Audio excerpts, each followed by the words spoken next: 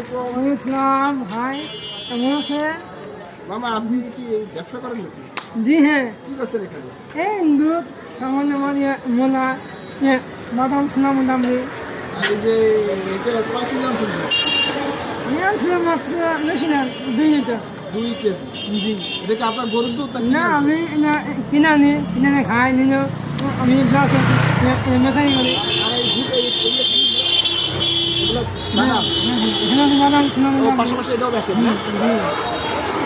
এই আপনি দুধ যদি 2 কেজি কিনে আনেন তাহলে আপনার এই দুধ কত করে কিনে আনছেন? আমি আনি 40 টাকা, 50-60 টাকা। আমার গাড়ি ভাড়া আছে, আমার রাস্তা বিল, ভোটের খরচ। শুধু দর্শক ভাই কিনে আমার শুধু দর্শক ভাই এই ছেলেটা 2 কেজি দুধ কিনে আনছে, বাদাম দুধ আছে। সে যদি 60 টাকা করে কিনে আনে 90 টাকা বেচে তার 2 কেজি দিতে তার 40 না, 50 টাকা 60 টাকা লাভ হয়। আর বাদামে হয়তো 50-60 টাকা 100 টাকা তার লাভ হয়। তার ছেলে মেয়ে জীবন এইভাবে তার জীবনটা চলবে। আমি যদি কোনো জমজমে কিনে আনি, মেশিনে মেকিং করে। তাহলে আমার এই ভাগ্নিকে যদি ব্যবসার জন্য কিছু টাকা সাহায্য করেন, উনি একটু প্রতিবন্ধী লোক আছে, যদি এটা আল্লাহর রহমত যদি আপনার দেখেন, আপনি কথা বলে দেখেন, যদি কথা বলে কথা বলেন আসলে। ভাইজান আপনি কি অসুস্থ প্রতিবন্ধী? না না না, আমি সমস্যা নাই, আমি বলিনি না।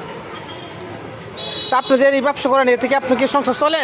চলে চলে জানাই যাচ্ছে।